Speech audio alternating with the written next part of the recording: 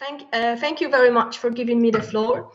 Dear conference guests, it is a great honor and a great pleasure for me to open this first Victim Support Europe online conference as the first European Commission coordinator for victims' rights.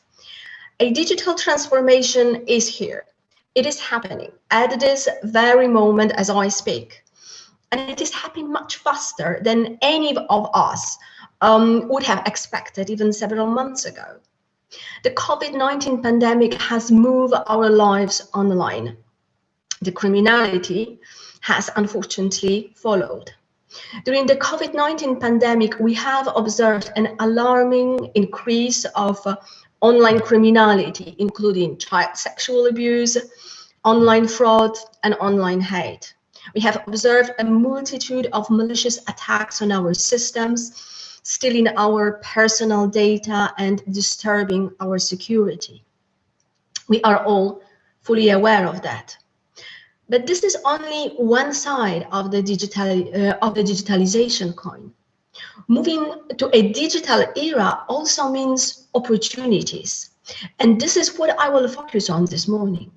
These are opportunities for faster, more efficient criminal proceedings, and thus for better access for justice for victims. These are opportunities for new forms of victim support and protection. These are new ways of crime prevention and new ways of healing in the aftermath of crime. Digitalization and new technologies bring this incredible potential that we must tap on. President of the European Commission, Ursula von der Leyen, already in 2019, in her political guidelines, stressed the importance of a Europe fit for digital age. She spoke about Europe that strives for more by grasping the opportunities from digital age within safe and ethical boundaries. In November 2020, these words are more valid than ever. Digitalization of justice systems is one of the Commission top priorities. Strengthening victims' rights is another Commission top priority. So now let's see how the two work together. I will now present different victims' rights under the Victims' Rights Directive, and I will explore how these rights can be strengthened to benefit from a digital transformation. First, I will speak about victims' access to justice, including victims' access to information, victims' participation in criminal proceedings, and rights of victims in cross-border cases. Secondly, I will look into victims' rights to support. And finally, I will look at victims' rights to protection. Starting from victims' access to justice, including access to information about the case and the right to participate in criminal proceedings. Today, paper exchanges and the need to be physically present at the police and in court hamper effective access to justice. Victims of crime are often discouraged from reporting crime because criminal proceedings take forever. Victims' access to information about the case is often difficult. Currently, only few member states allow for victims' access to evidence in their case by digital means. Access to e-evidence is also difficult. Participation in criminal proceedings requires traveling to the court. It takes time. It is costly. For victims of crime in cross-border cases, it's even more difficult to participate in the proceedings. So digital technologies have the potential to solve, to a certain extent, of course, these problems and make justice system more accessible and more efficient for victims. And that is why the Commission is working on a communication on digitalization of justice. The objective of this initiative is to provide a toolbox of measures that would boost digitalization in justice systems across the European Union. Such tools could include legislation, funding, and information technology.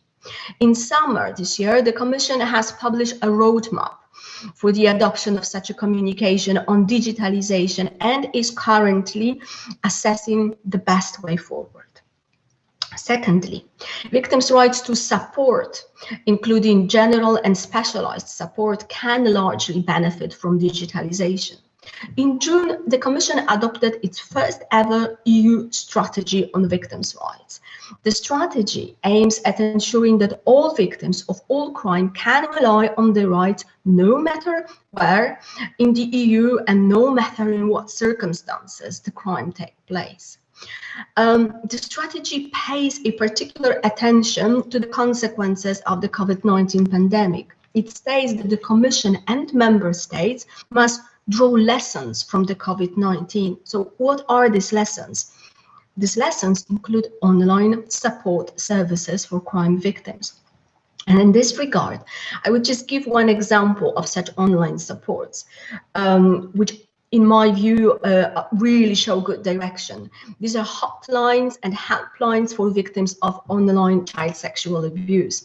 And the Commission is largely promoting this initiative under Internet for Kids. Finally, victims' rights to protection can be strengthened in the context of digitalization. Under the victims' rights strategy, the Commission will assess physical protection of victims.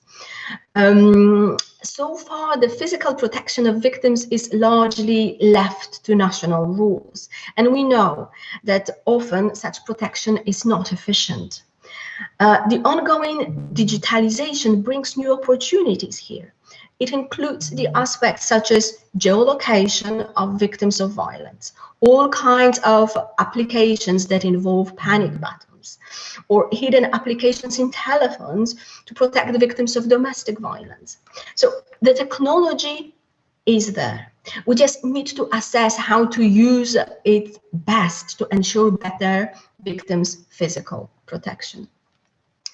Under the victims' rights strategy, the Commission will assess the existing rules on victims' rights. We will check whether the rules that were adopted in 2012 are fit for purpose. We will look for gaps, and if necessary, we may propose legislative changes. In all this process, we will keep in mind the lessons learned from COVID-19 pandemic. We also do our best to ensure that EU victims' rights are fit for the digital era. That is why I really would like to thank Victim Support Europe for bringing on this extremely relevant and timely topic as the subject of this year's annual conference. I'm looking forward to many inspiring presentations showing what is possible and when victims' rights meet new technologies. So thank you very much and enjoy the conference.